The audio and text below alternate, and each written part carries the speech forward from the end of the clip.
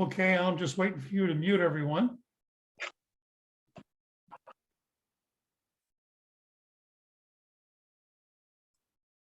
And I'm unmuted. Lisa, please do the same. Welcome, everyone. As you saw when you registered, we have Lisa Lingle presenting to us this evening. And she's a good friend, but beyond that, she's been supporting our club over the last year immensely. And I really want to thank her for that, what she's done and what she's about to do. Lisa, as you looked, has a very varied background. I guess we met each other 3 or 4 years ago through different sources and whatnot. And the thing that's impressed me about Lisa every time I've been around her is, again, her willingness to bring a level of knowledge to everyone in the call or in the room. And that's pretty difficult to do with the variety of people we have. If you looked at her background, you'll know that she's done just about everything imaginable before photography. And she does fall back on some of these design things she has occasionally, which I'm sure she'll work into the discussion this evening. But it is interesting how art has influenced what we do, what Audubon did with art and the difference he made, and the difference we can make, not only with our photos for ourselves, but ecology and trying to get other people interested. And again, that's one of the things that Lisa I share, trying to draw younger people into nature and photography.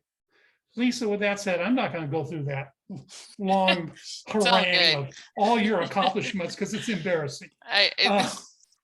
So for me too. Please discuss what you're going to talk about tonight. Yeah. And let's go from there. And we'll just share. I'll let you share your screen. You bet. You bet. And first of all, just thank you everybody for being here tonight. I appreciate you putting your trust in me for a little while to learn something new.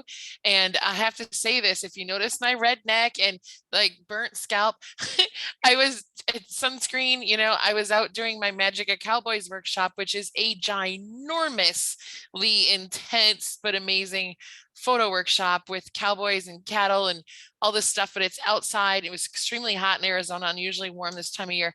And no matter what I did, I just got burnt up. So anyway, hence, the burn. So ignore that. But other than that, I just want to say hello. And Jay, it's good to see you again. Alan, it's good to see you again. Everybody, I've seen a few familiar faces here from the last time. So thanks for coming back. I didn't scare you off. So that's good. I live in Scottsdale, Arizona, and I'm going to share my screen here. Give me just a second. And let me get that shared. And hold on. All right, there we go. So I live in Scottsdale, Arizona. I'm originally from Michigan. Lots of talk about birds, which is excellent that we had a few minutes ago. I'm a birder. I got started when I was 8 years old. And my great aunt Jo taught me the difference between a goldfinch and a sparrow, because before then I had no clue, which is really sad. But anyway, she taught me that, and then it all went from there. So I've been a birder lifelong. That got me into photography. And then when I was about 14, 13, somewhere in there, I got my big girl camera, which was a Canon A1 35mm film camera. And that took me all the way through high school and college and graduate school. And I used that thing until 2007, I believe, when I went to digital. So anyway, I've been doing photography as a hobby my whole life. But in 2010, I started my own business. And I went to graduate school to become a psychologist. I worked with kids with disabilities. I consulted all around the country and in other countries on some of the research and best practices that have been done recently. And that was a really exciting career. But there was a time when I just eventually got burnt out and I started my own business in photography. It grew so quickly. It grew more quickly than I expected because it's a tough industry to break into. By 2015, I quit the field of psychology and went full-time into photography. And that's what I've been doing ever since.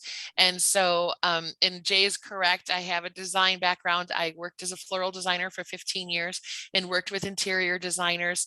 And that has informed my photography The psychology informs my photography and my workshops. And of course, the photography informs my photography.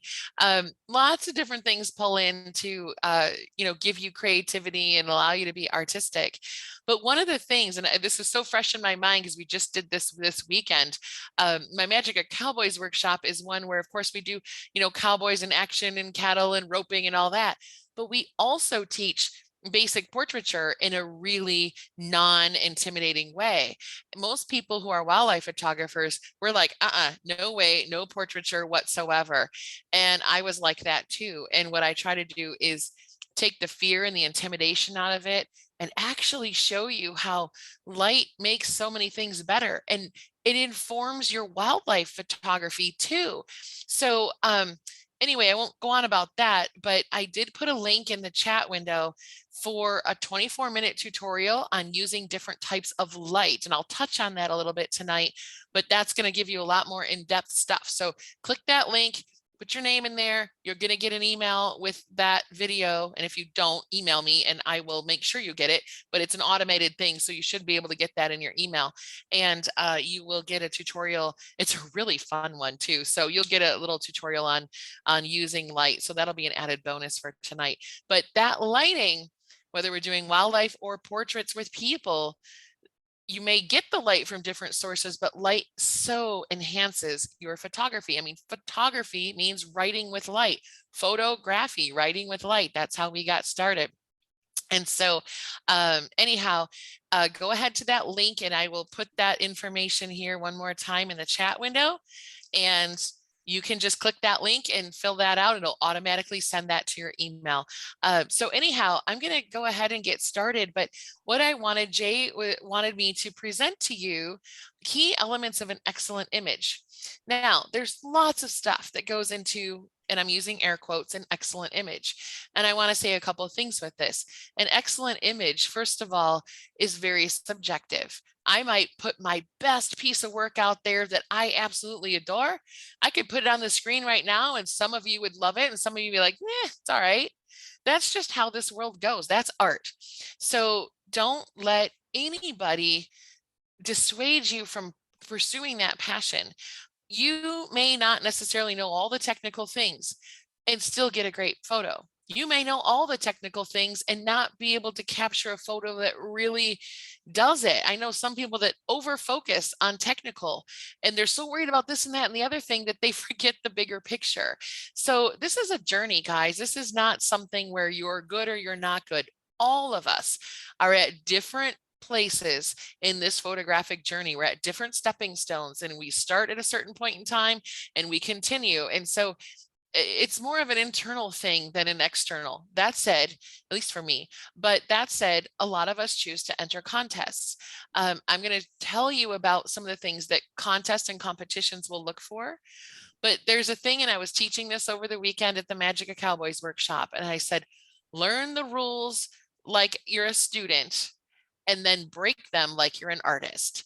And so that's what we're going to do is these are some of the rules. It doesn't mean you always have to adhere to them and you can break them certainly. But I'm going to give you a start, especially if there's newer photographers in the room. I welcome you. First of all, this is a fun thing, but here's a few things that'll help you. And so the first thing, I hope this is going to be enjoyable for you, by the way.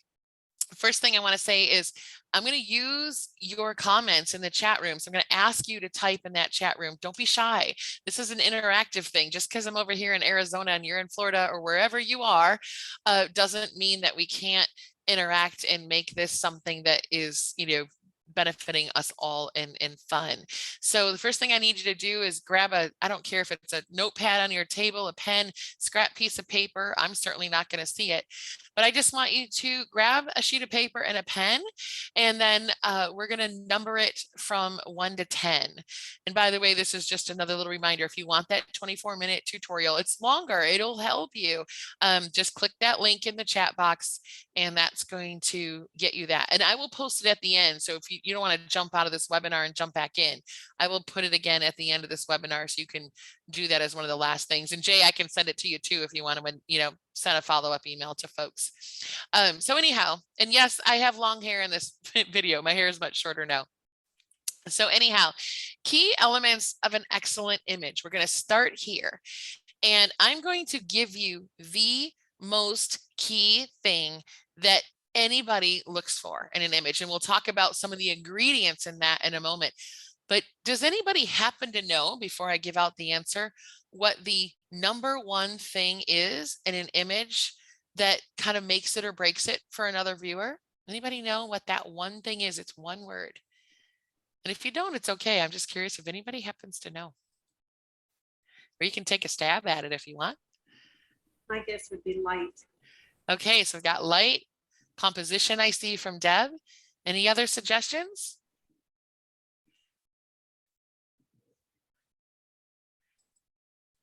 Okay, so we'll get better with the responses in a minute, but the number one thing with elements in an image, and by the way, take that sheet of paper and number it from 1 to 10. That's all we're going to need.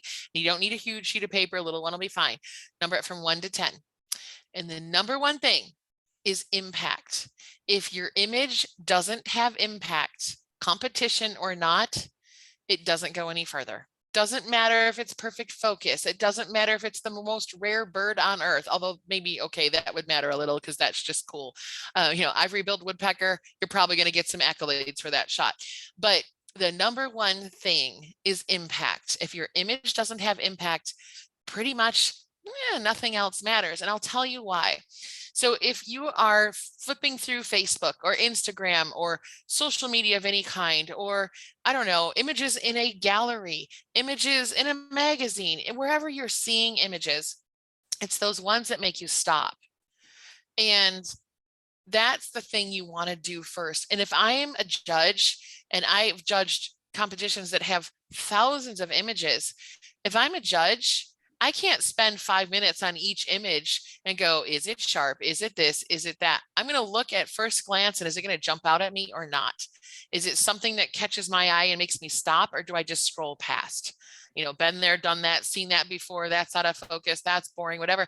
Like, it has to make you stop in your tracks. Then you can go, oh, is this, and this there? And we'll talk about what the this, and this is.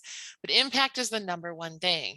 I like what Gail and Kristen said, and also Gail, Kristen, and Gail, you're in there twice. Emotions and focus, and we'll talk about that too. But the number one thing is impact. But often it's a hard and elusive thing to define. So we're going to do a little exercise. I've abbreviated it. Usually I do 50 images, but we only have so much time tonight. I usually teach a longer class with this. We're going to do a little experiment. So in that sheet of 1 to 10, we're going to talk about what impact is, and that will help you see something. And we'll talk about why in a minute. So first of all, impact tends to be that wow factor that you see in an image, that one that makes you stop and look twice.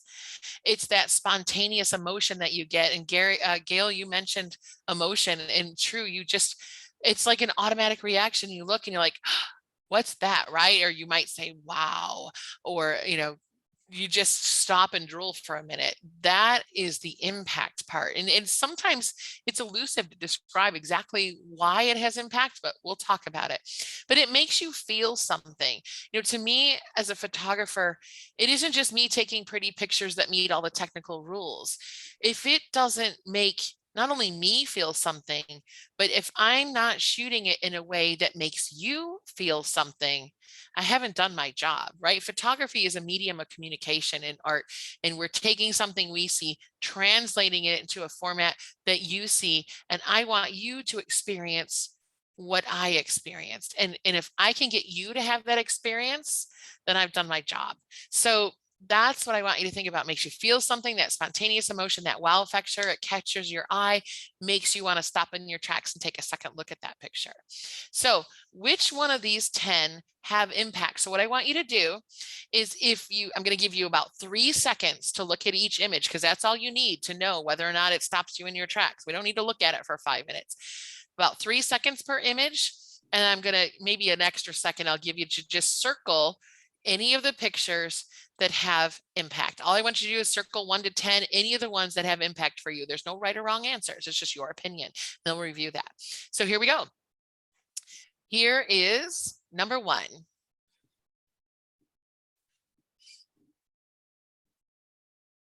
Just circle if it has impact and don't do anything if it doesn't. Number 2.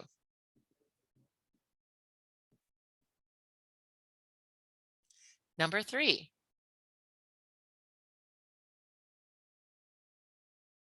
Number 4.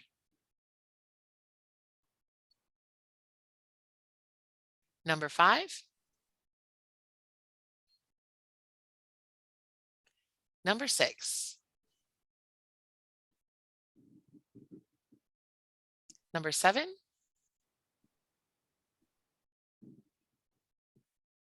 Number 8. Number 9. Number 10. Okay. So now that we did that exercise, I want to go through and I'm going to go back to the beginning. And whoops, there we go. There we go. If number 1 had impact, go ahead and type yes in the comment section. And I would love everybody to participate. Jay, how many people do we have logged in tonight? 32. All right, if we can get close, I mean, that's a big number, but if we can get close to that, I really appreciate it. We can all do this. It's a number. So go ahead and type in the chat box what your response is and type in yes if it does, and don't type anything if it doesn't.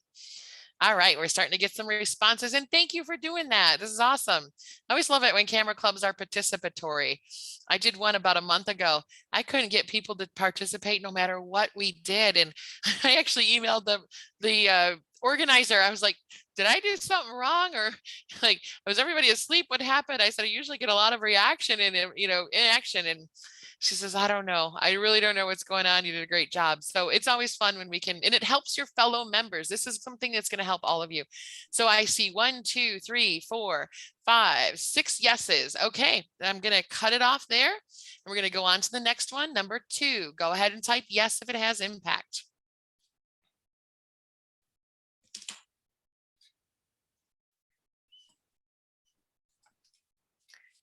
All right, I'll give you about 5 more seconds. So 1, 2, 3, 4, 5, and I just lost my own pen, but I'll use my phone instead. All right, so we have number 1 was 6, and then number 2 was 5. How many? Let me see on 5 here. We've got 1, 2, 3, 4, 5, 6, 7, 8, 9, 10, 11, 12, 13, 14, 15, 16. All right. So 16 on that one. Let me write that down. All right, here we go with number 3. Yes or no. And if it's yes, type it in the chat box. If not, don't type anything.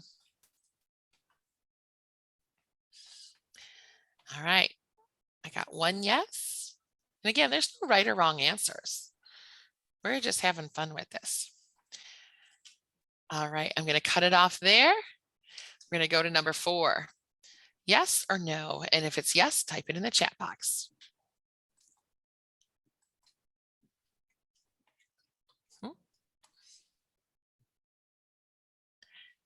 I'm not even going to count all those. That's a lot of yeses. So we did a lot of yeses with that. So I'm going to say there's quite a few there. Okay, so let me draw a line in the sand here and we'll go to the next one. And if you can respond and make sure the everyone drop down is selected, that'll be great because then everyone can see the answer. Okay, number 5, here you go. Yes, if it has impact.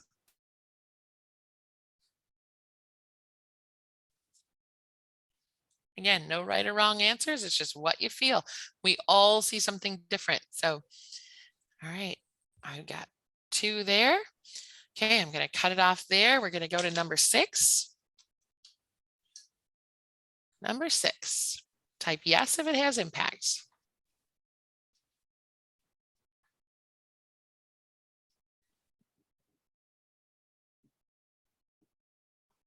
All right, lots of yeses on that one. Love that. All right, so let me draw a line in the sand really quickly on that one. I'll say the majority likes that one. Number 7, type yes if you think it has impact.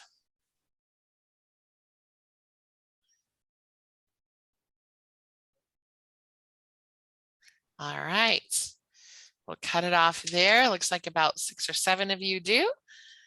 And Go here. There we go. Number 8. How about that one?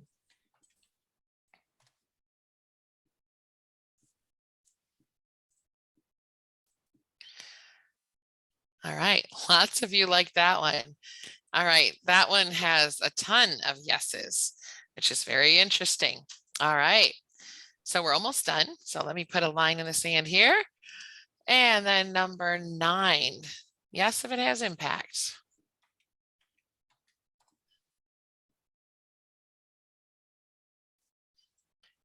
All right. A lot of people felt that one had impact as well. Excellent. All right. I'll draw the line in the sand. Last one, my friends. Number 10.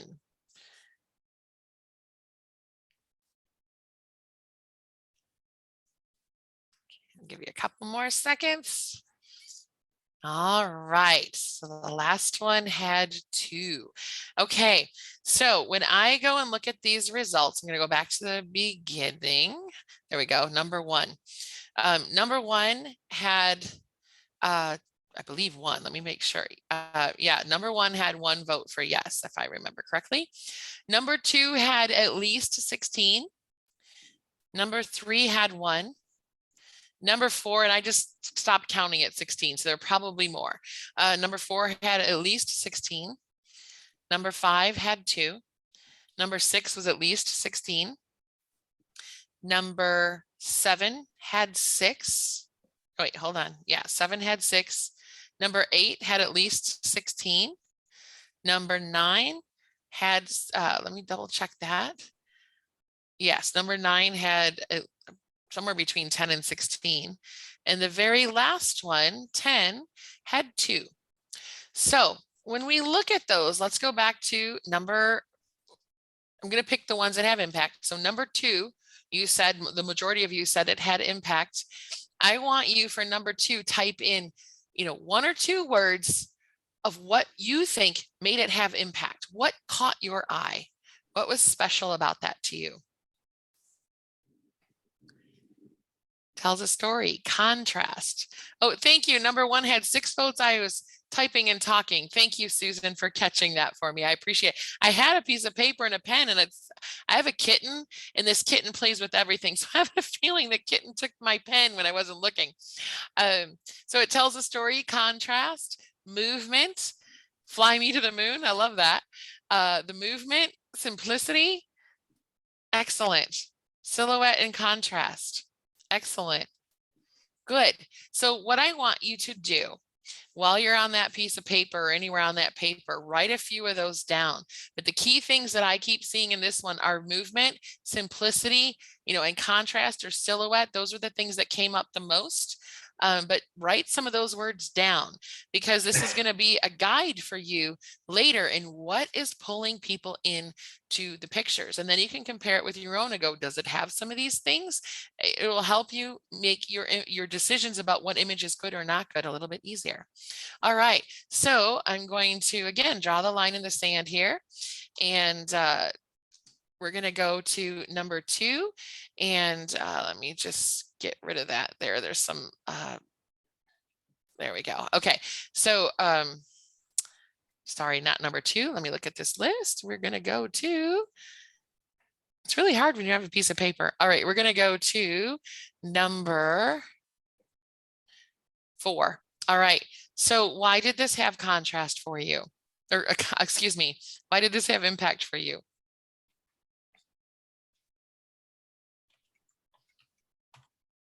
Paula says the eye and the focal point, direct eye contact. Yeah, it does. Sharp eye, color, connection, good words, color and sharpness, scale, color, clarity. It's beautiful. Eye and color, good composition. There's some words that keep coming up a lot. The eye, sharpness, color. Other things that you've written are good too, but you see some that really start to show a trend. Composition, angle of the branch. You're right. Diagonal lines are compelling. It stands out. It does. It stands out from that background. Nice, clear background. Nice, sharp subject. Subject separation from the background is important. Good job on that. All right. I am going to go ahead and We're going to go on to the next one. So the next one that had impact is number 6. This one had a lot of votes. So what is it about this one? Dramatic, drama, emotion. Good words to write down. The last one was all about the eye and the color and the sharpness. This one is drama, drama, drama, emotion, drama, the lighting, black and white, tonal values. Good words. Simplicity, contrast, lighting, and contrast. I'm seeing that coming up again. We've heard that before. So if you're writing down these keywords that come up a lot, this is good. The lighting, that's another thing that we're seeing several times here. Good. And believe it or not, this is not Photoshop wizardry. This is actually something you can do in natural light under the right conditions. I won't get into all that right now. That's probably another lesson, but you can do this in natural light. So anyway, contrast, lighting, exactly. Good job. All right. Let me draw the line in the sand here. And we're going to go to the last one here, number 8. And this one had a high number of votes, and I think one more may have, but go ahead and write your reasons why this grabbed you. Action, emotion, the expression. Emotion. That's another word we've seen a few times. So write some of these words down. And you'll also have the chat record too. If Jay chooses to share it with you, you can go back and look at it that way too. The shout, right? He's opening his mouth. It looks like, to me, it looks like he just took a bath in cold water. Like, boldness. Yes, it is bold. Very in your face, isn't it, Marie? Or Nancy, drama and detail. Sue says stark. All right, good words. Write those words down. All right, so let's go to, I'm going to draw one more line in the sand here. And this one showed up with some impact for you. So what was it about this one that you liked?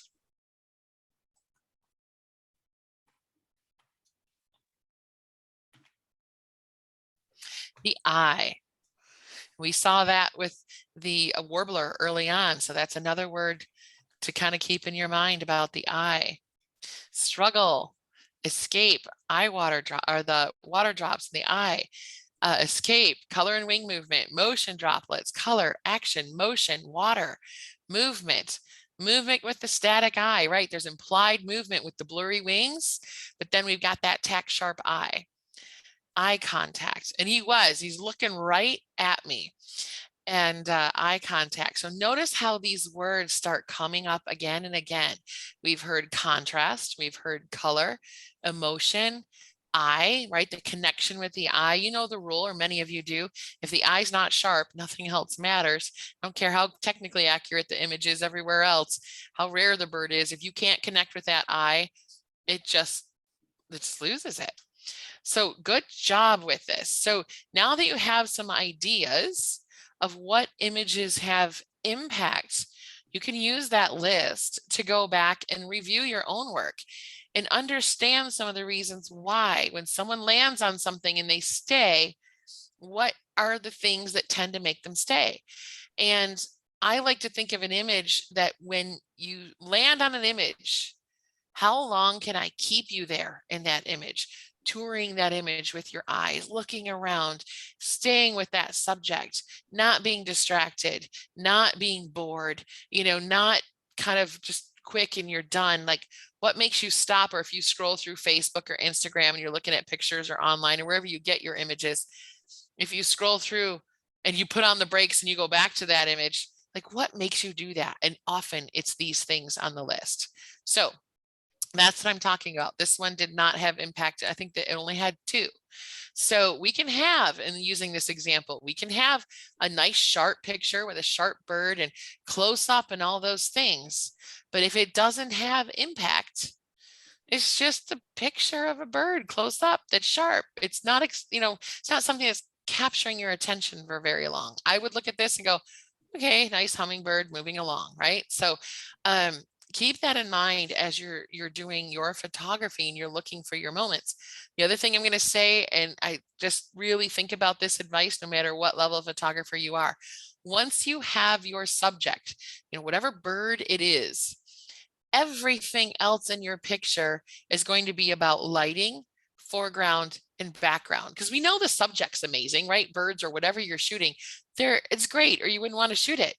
But everything else is about foreground, background, and light. So make sure those things come in and you'll end up having a much better picture. I don't care how cool the bird is. If the background's all busy and cluttery, where the foreground has a lot of clutter, not going to be good. If the lighting isn't good, not going to be a good picture. So anyway, enough on that. But what did you think about that exercise? Give me your thoughts on that.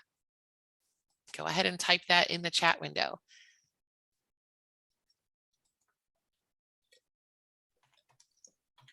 Paula said she enjoyed it. Good. Shelly says it was excellent. Good, good. Alice too. Susan, good. I'm glad that was helpful because this is the most important thing. That's why we're spending a little more time on this particular exercise. And we could go a lot further, but I wanted you to kind of know it's like when you instantly see it, that's impact, when you want to stop and you want to stare at it. And the longer you keep somebody in your image, the more staying power it has, the better. Unless it's like a total train wreck, but most people don't look at images super long if they're a total mess. Makes me think about why I like different photos. It was great. Great, Kelly. A good demo, Gail, good practice in understanding why I like a picture. Yes, so the more pictures you look at, think about it for a minute. Why do you like it?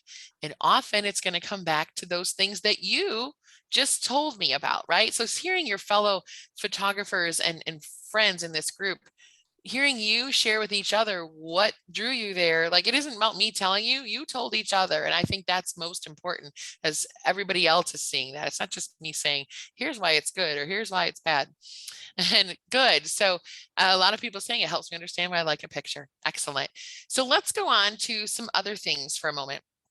So number 2 is technical excellence. This is the next most important thing in a contest winning image. And let me just put this into its proper perspective for a minute. Contests and competitions, calendars and magazines, pretty much all have the same types of rules. If you're shooting for contests or competitions or calendars or magazines, it pretty much has the same kind of rules. There's a certain kind of image that they like to fit in that category. But I'll say this, there are more categories. Not everything we do has to be about contests and competitions and calendars and magazines. There's a lot of other places for our images that have very different sets of rules. And I won't get into all of that tonight. We've done that in some other webinars and I teach some of that. But if you are doing artwork for a wall, oftentimes the requirements are different. If you're doing artwork or photography for websites, and I don't mean just to display pictures, but maybe you need a banner on the top of the website or a Facebook page, or you're doing art or photography for merchandise or other kinds of things, decorative art. It's very different. So your picture can be amazing. I've shot some things that I think are amazing, and many, many people have said they love it. But if I enter it in a contest or competition or calendar or magazine, it's like, nope, it's not what we're looking for. Does it mean it's bad? No, it means I adhered to a different set of rules, and those things don't fit the traditional calendar and competition kinds of rules. So I want you to know there's more out there than just that. It's not like this is the only way to go. So all I'm going to say about that for right now, but this does kind of get you to that classic photography sense. And that's what I'm teaching tonight, but we can do a whole bunch more in the future on other types of photography and using your wildlife and all of that for different purposes. So technical excellence. Technical excellence is the quality of the image itself as it's presented for viewing. So in other words, how you end up putting it out there for somebody, what's your final product and what's the technical excellence within that product. So your final version, you share it online on your, homepage, print it out, hang it on the wall, whatever you do, whatever that final version is, how good is it? And there's a lot of things with technical excellence. I can't possibly get into all of them tonight. We'd be here all night long. So things like retouching and post-processing, how you've manipulated the image. And that word kind of resonates funny with people, but in any kind of post-processing, including the post-processing your camera does when it gives you a JPEG version, if you shoot in JPEG, that is still manipulation. Exposure, how bright and dark is your image? And is it bright and dark in all the right places? Sharpness, right? Is it blurry? Is it sharp? And is it sharp in the right places? And is it blurry in the right places? The printing, if you do print your work, how well has that been done? Is it color calibrated? And we'll talk about that a little, not with printing, but we'll talk about color correctness in a minute, but how it was mounted in whatever format you end up doing, canvas, you know, framing mats, whatever you print, how well are those two things done? And color correctness. And of the things that I listed, we're going to focus a little bit on these three things in yellow because there's only so much time, but I think these are really important things for you to know. The other things you can take other classes on. So let's look at this picture here for a minute. This is about technical excellence and exposure. So we have, anybody know what this bird is? Anybody want to venture a guess? A little blue heron. Yes, good job. Most people want to say white egret or great egret or maybe cattle egret or snowy egret.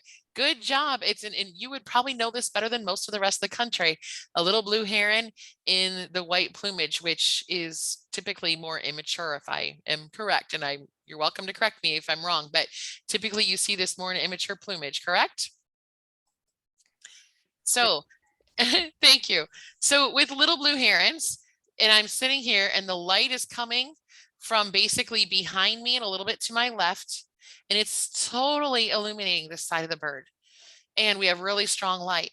But if you look carefully at this picture, there is no detail in here. So if I am a photography judge and I'm looking at this picture, I can't tell that there's a feather here in this area where my mouse is going at all. It's just white. If I printed this on a piece of paper, I can see feathers here and down here and in this little area here, but this would just be paper. It would be absolutely no detail whatsoever to print. I can't see individual feathers there at all in that middle part of the bird.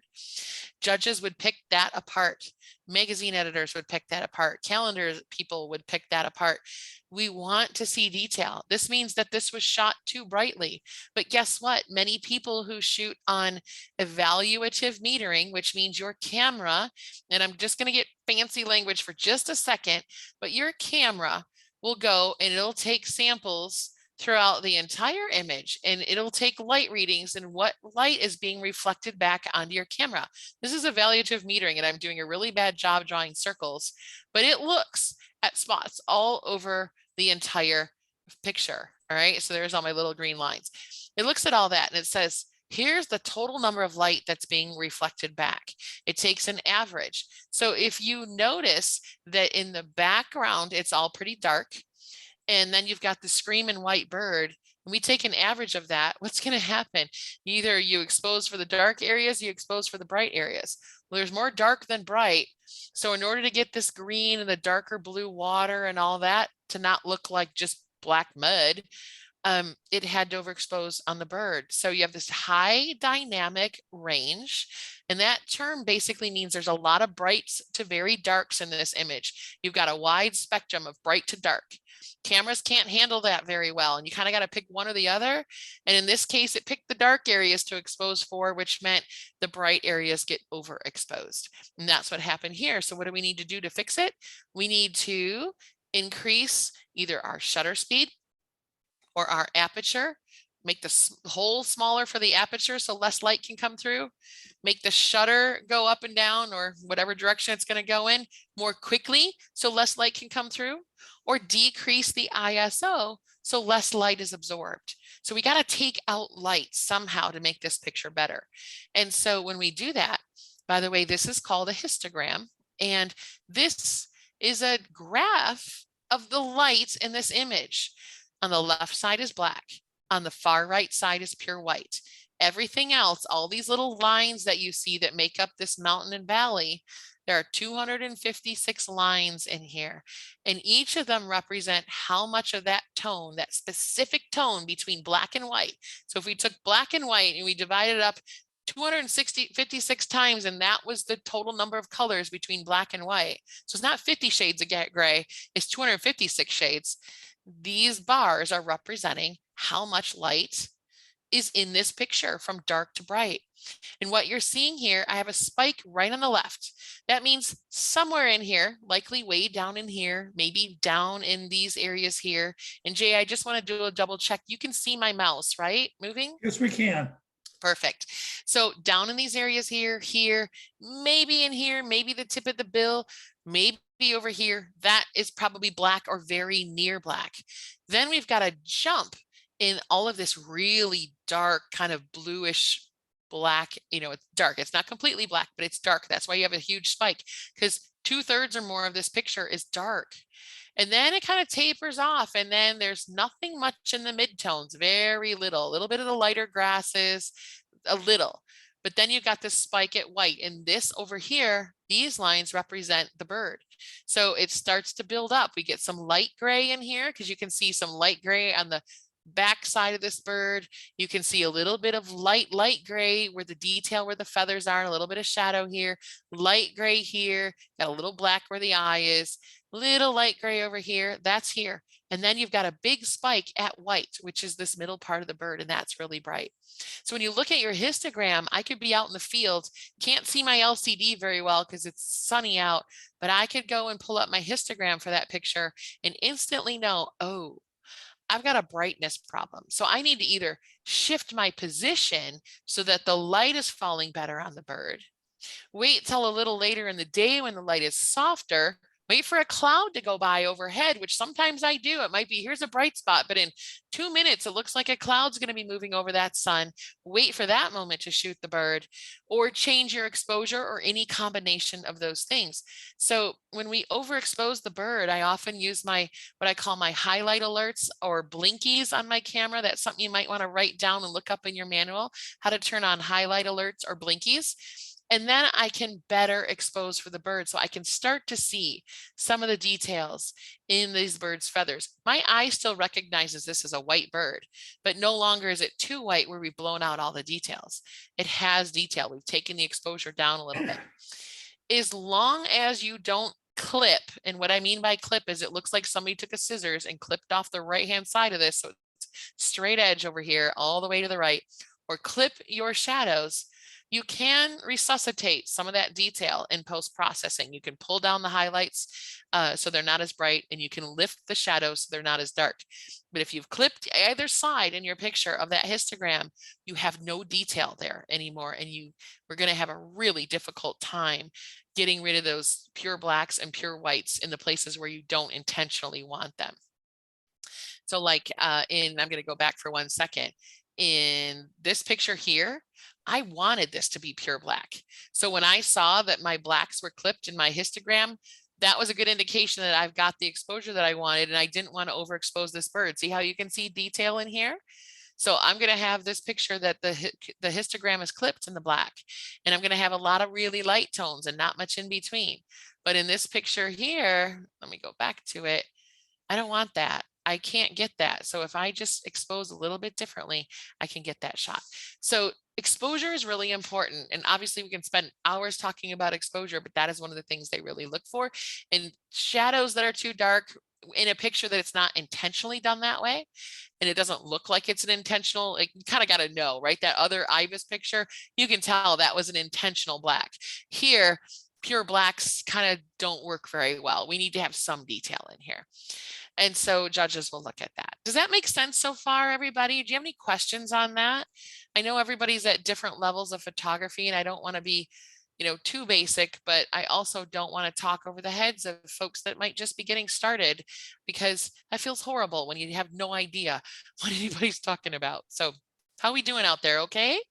If you want to jump in and go off mute and ask a quick question, that's fine. We just got to be cognizant of Lisa's time. Okay, Lisa, march ahead. All right, sounds good. Here's another one with exposure. Now this histogram shows color, and you can set it up either way in your camera, and you also can do this in post-processing in Photoshop or Lightroom and look at the image after the fact. But this is like, it's diagnostic. I don't need to see this picture to know some parts of this are pure black. Some parts of this are very dark, dark, dark gray, or some tone near that. Then we have a few midtones, a lot of things in the red channel, green channel, and then blue over here. Look at the blue over the far right side. It looks like, oh, it's a light blue. And guess what we have? A light blue sky. Then we have red and green. Well, red and green together can make brown. And look at the browns in here and look at some of the reds. And those are midtones. So we're seeing things like the wing, part of the head here. And then we've got a lot of dark stuff. Look at, there's no detail under this bill. There's zero detail underneath the belly. This is underexposed. So I should have shot it with a better exposure, lighten that up.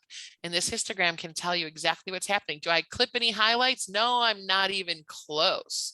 So I have room to lighten up this image before any of this would ever get clipped on the right-hand side. So here's a better version. Now this was done in post-processing with this image, so it's not going to be a perfect look, but look at the histogram between the two. Here's the first one. Here's the second one. I've lightened it up. Everything shifts over to the right. Changing my exposure a little bit can work. So we're just changing it. Don't look at this here because I did this in post-processing. But if I had two pelicans that happened to fly by, which I didn't, I could change my exposure and shoot the second one and get better light. But you can see more detail in the belly. You can see a little bit more detail in the chin. The problem becomes is when we lighten up shadows that are too dark, like way over here, there is still a loss of detail. The closer to the edge you get on either side of the histogram, the less detail there is to recover. When you clip at the edges, you're pretty much done. So if you have whites that are too white, you want to tone them down, they're just going to look like a flat gray color. If you have blacks that are too dark and you lighten them, it's just going to be like a muddy, noisy mess. So exposure is challenging, and that's why understanding lighting is so important. So you can look at a scene and go, I like that bird, but it's way too hot of light or way too dark. I'm not going to get a good image. It's way too contrasty. I'm not going to get a good image. It's helpful to understand how light plays into this. And we can go a lot deeper, but this is a good introductory kind of explanation of these things for you. Hopefully it's making sense for everyone. The next thing I want to talk about with technical excellence is sharpness. So same bird, looks sharp from here, but if I zoom in, this is actually what I have, which is not sharp. Eyes should be sharp.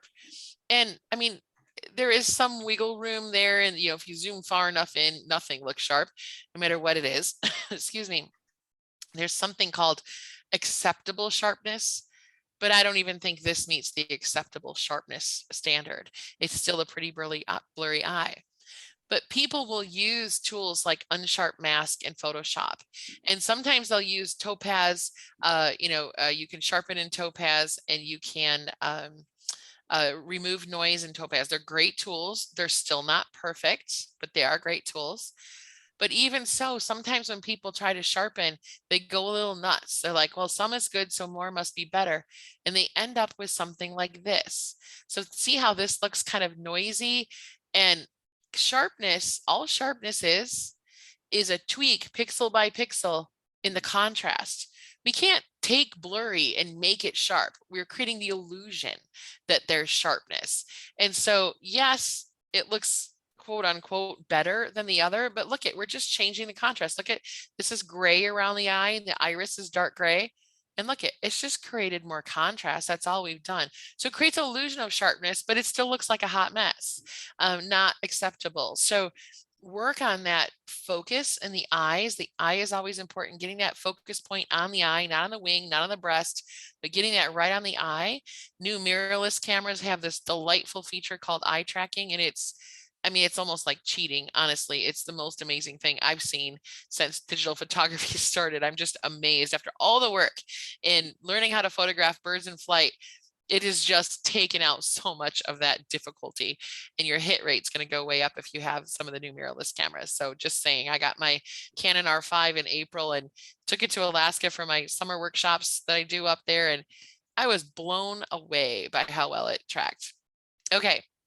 So technical excellence and sharpness, your image needs to start out sharp in the right places. It can't be sharp in the grass and blurry in the eye. The eye is the starting point for wildlife. Everything else comes after that.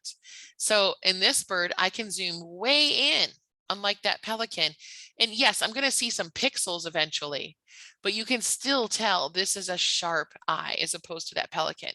So that's why we need to start out sharp, because if you're cropping in at all, it's going to be a problem. And with many of these new cameras that have such high megapixels, sharpness is even more important, because you're going to look at that image and a lot of people crop a lot using their mirrorless cameras because you can afford to. You have more room to crop than we did, years ago. You got a lot more out of that image.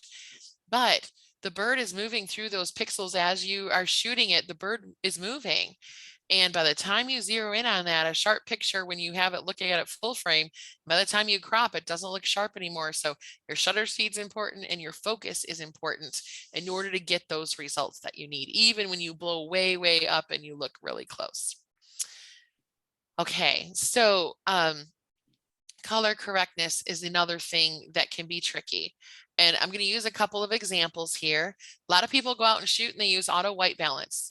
And if you shoot raw, you've got a lot of forgiveness because you can always color correct in post and you got a lot of data in your image to work with.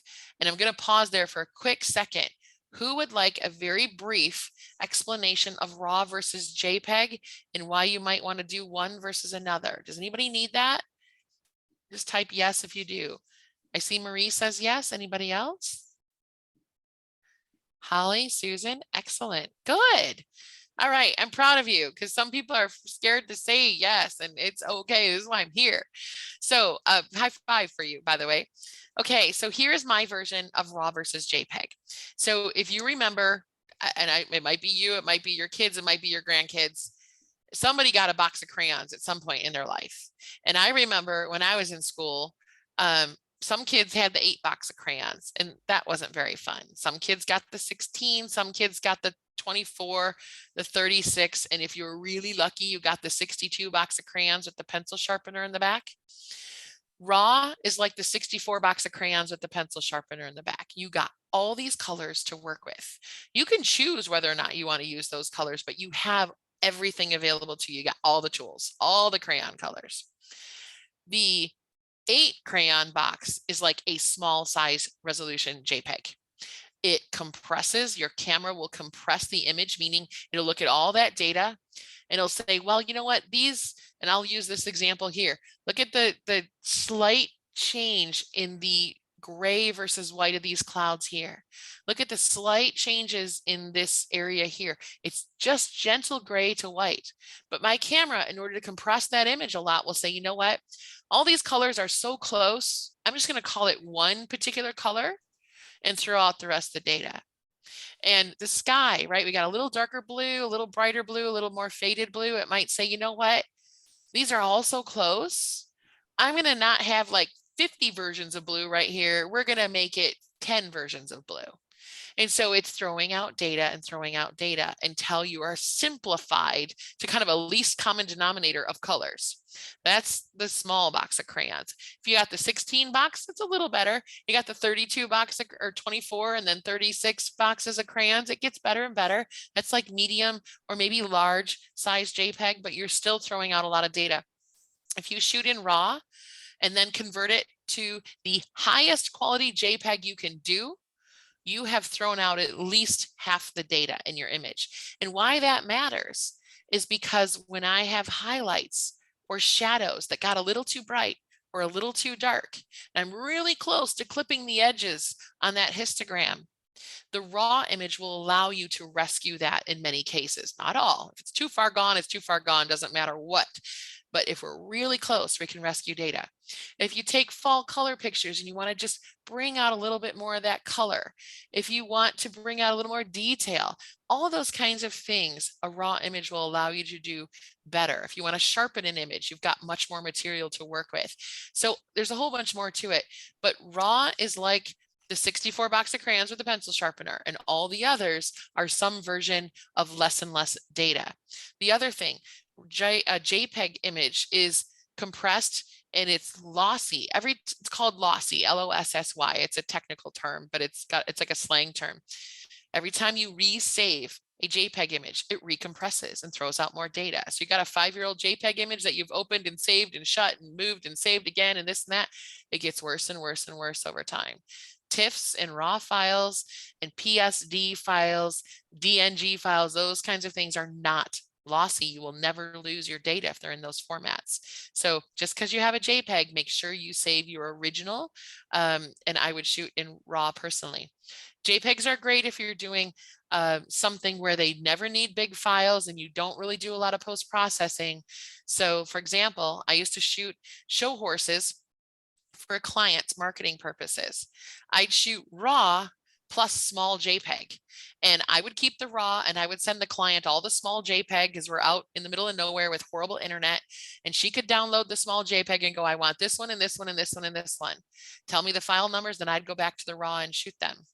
If you're in extreme crunch with your memory card and you don't have much space left and you're still out in the field, that's all you got, you could switch to JPEG and save some space, but that would be like a last resort.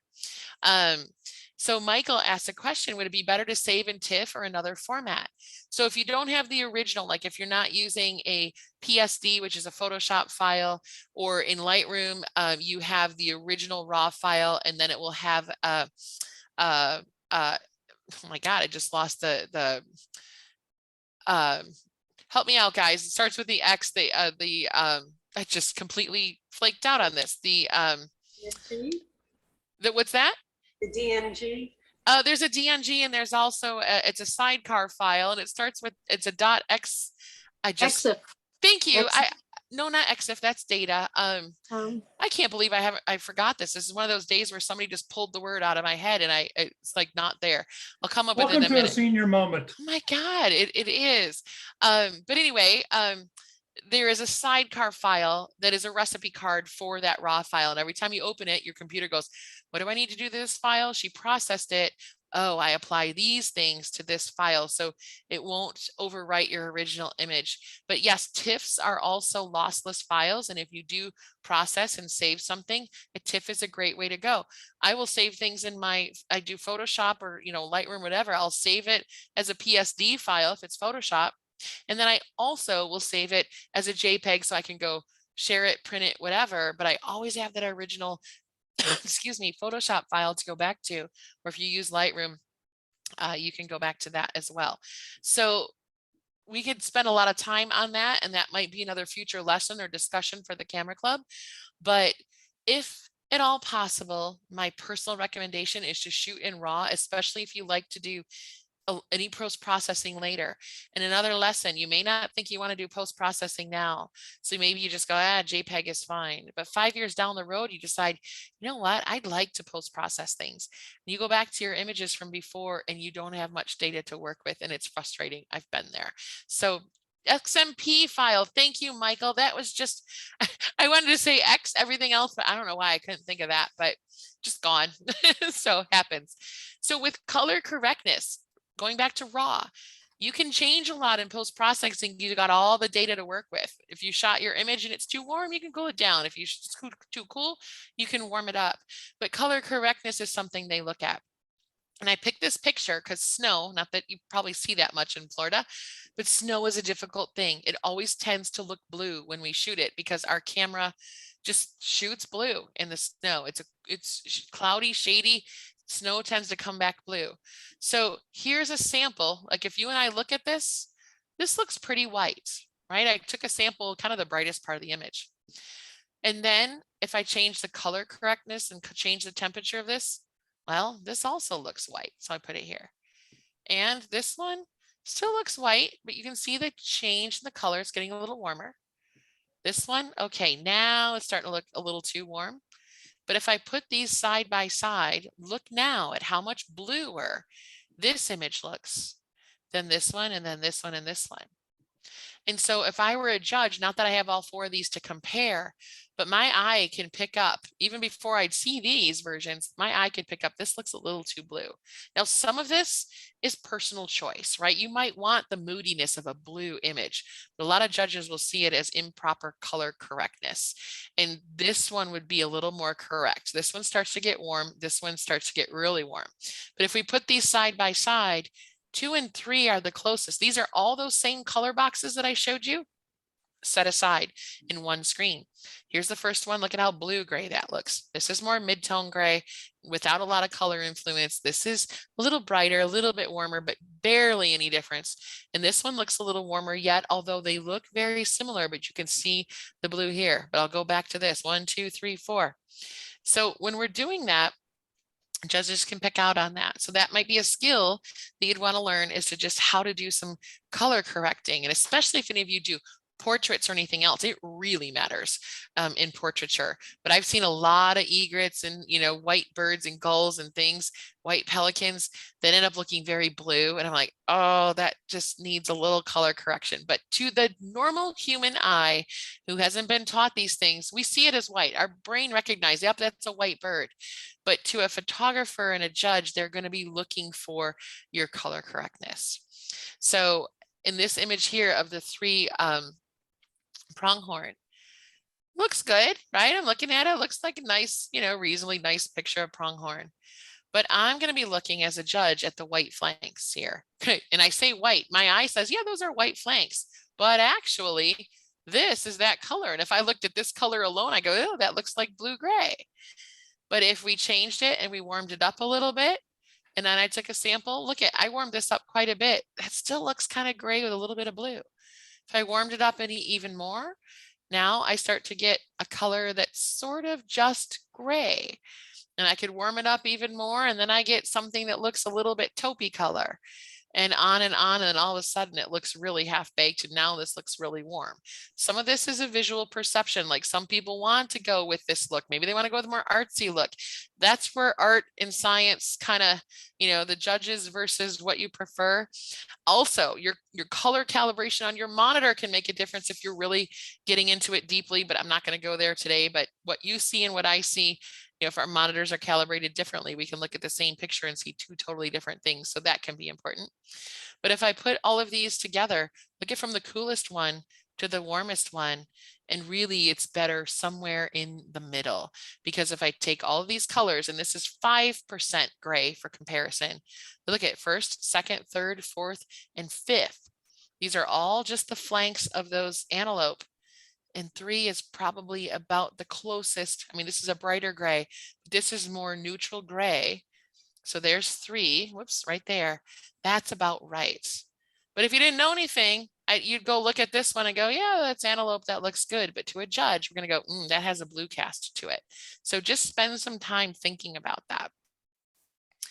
And if I sampled these colors and I said 5% gray, and then I have this color here. So I'm over in the gray category here, and this is gray. It's not warm gray. It's not cool gray. It's just way over here without color. And you can see the difference there. All right, so we're going to move on to creativity here. And I'm going to make this a little bit quicker because we've spent a lot of time on some pretty important things. This moves further down the list in the important criteria. So we'll go a little faster. But creativity is the original, fresh, and external expression of the imagination of the maker. Like how poetic, right? The original, fresh, and external expression of the imagination of the maker. I didn't make up that definition, by the way. I got that from PSA. The Professional Photographers Association is where that came from. Forgive me.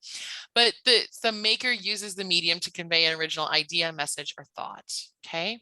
So creativity. So here's a quick exercise. We're going to do this in like 1 minute or less. I have a field of poppies. This is just a documentation shot of where I'm standing. Field of poppies.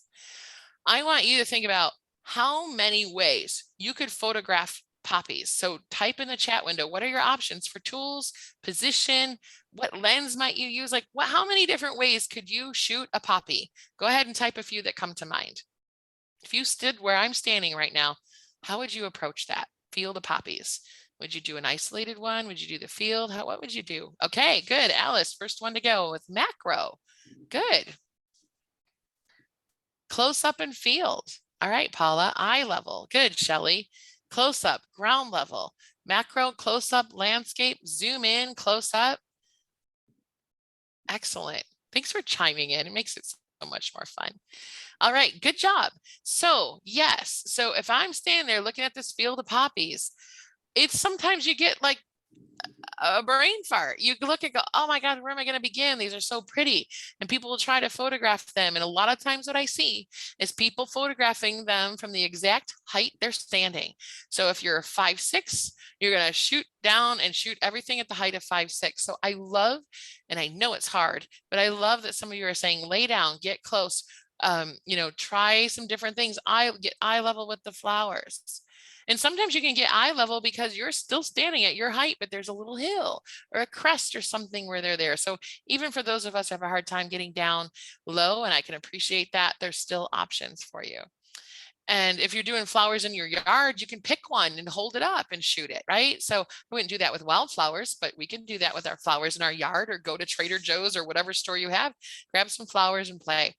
So this is just an example of a scene. This is not what I would call a pretty photograph, but I got down low. So this is a little bit more of a perspective. So see up here, you're kind of top down. It's pretty with the flowers, but you got the horizon and other things. None of these are what I'm not, these are like cell phone pictures just to show you things. All right. So like, don't judge me on those photos. But if you get down low, you see a little more detail. You can see just the light changes and looks a little bit differently. Or you could try top down. Now, again, this is just quick cell phone picture, but you get different perspectives. The shadows play off differently. So if we're starting to do this and you're getting into creative mode, don't expect to jump out of your car and just instantly be creative. Creative mode it's like getting into a cold pool. It takes a little while to get used to the water. And so you got to kind of build up those skills when you're out there. So the first thing you might do is go, I'm going to photograph a flower. Okay, so now I'm at eye level with the flower. That doesn't inspire me. First of all, remember how I said background and foreground are really important. Once you get your subject, everything's about background, foreground, and light. Well, none of this really does much for me at all. So just getting close isn't going to do it for you.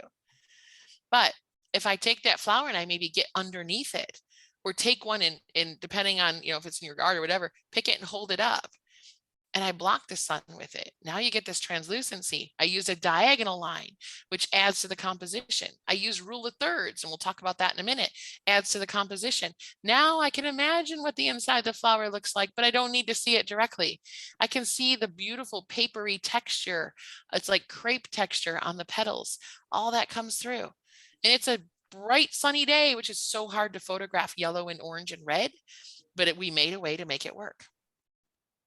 Or this one, everybody always photographs the flower. I'm like, what if we took a macro lens and just focused on this area here and let everything else blur out? Like, it's just a different way to see the flower. We got nice diagonal lines, beautiful, simple background. This was dirt behind here, and I shot this with a macro lens. Or this one here, we have some backlit flowers right down at eye level. And there was a little mound of flowers here, and then about 3 feet behind it was another little mound. So all we get are these nice kind of circle orbs back here and some backlit flowers with rim lights late in the day when the flowers are starting to close up. Beautiful.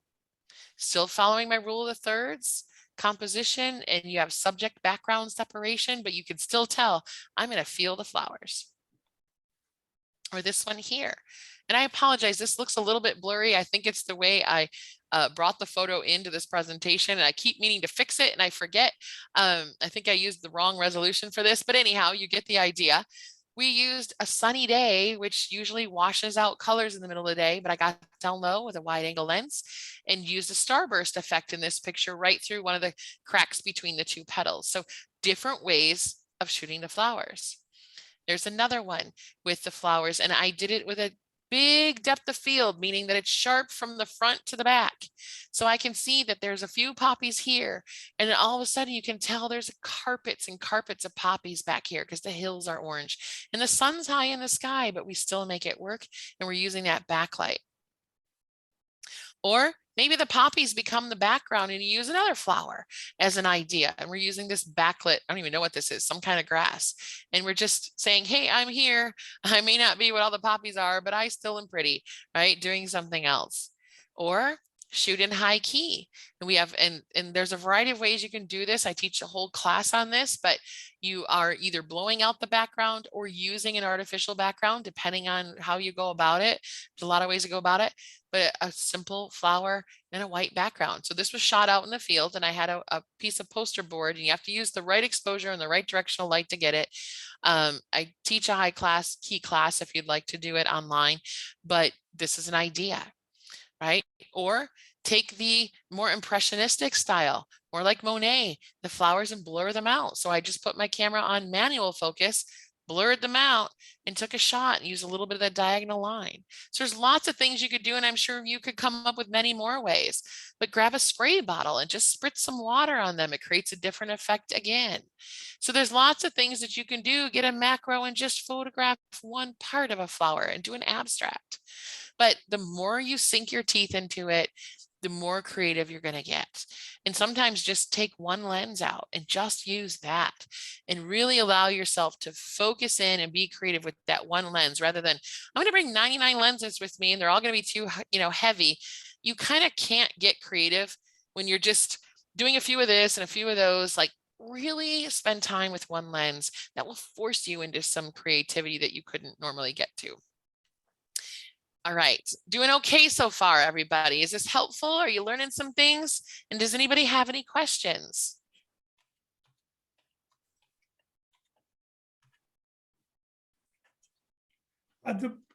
One comment I make, Lisa, Yes. is I would ask people to think about how they might not only shoot birds, but one of the things we'll be talking about next year too is ecology, and what are we doing to document what's happening with the changing world we're living in. Yes. And I think what you're doing is giving them some different thoughts how they might capture that.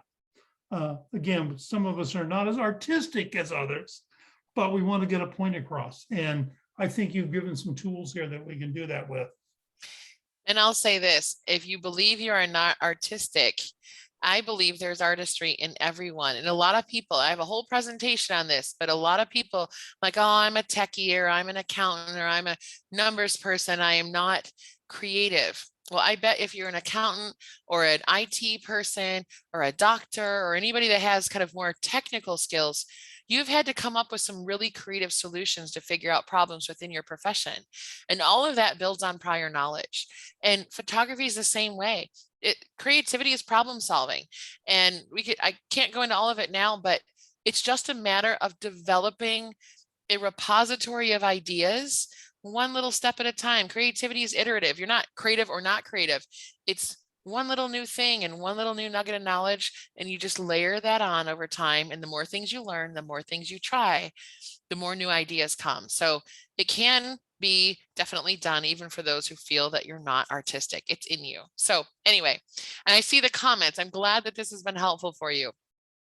So composition, this is a whole class unto itself. I'm just kind of giving a survey of all these different things and a few little nuggets for you.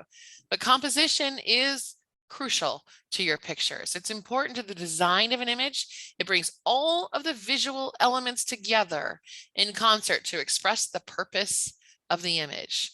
And I really think that word purpose is important. What is the purpose of this image? Is it more artistic and something pleasing the eye? Are you documenting something? Are you, what are you doing? Are you telling a story? Because otherwise it's just a bird sitting there or a flower sitting there. Like, really come up with what you're trying to convey. What experience are you trying to give the viewer? I really think that's even better than storytelling is important, but not everything has this huge elaborate story. I like to say, what kind of experience, what kind of emotional experience and visual experience are you trying to give your viewer? And composition is a big part of that. So proper composition, as I referenced in the very beginning when we talked about impact, holds the viewer in the image and prompts the viewer to look where the creator intends. So how you design your image, people will move through the image in a certain way. Most people follow a similar path. You're looking for the trend of the most people doing a similar thing. When you photograph something, and when you post-process something, you draw people into certain areas And sometimes we draw away people from certain areas, and sometimes that's good, sometimes that's not good, depending on how well or poorly it's been done. So let's take this composition for a minute. Very simple image, but I'm drawing you in to this photographer. So we're in the Utah here, and I got this sand dune. Look at this line. This line pulls you right in. It's high contrast, right? Here we go.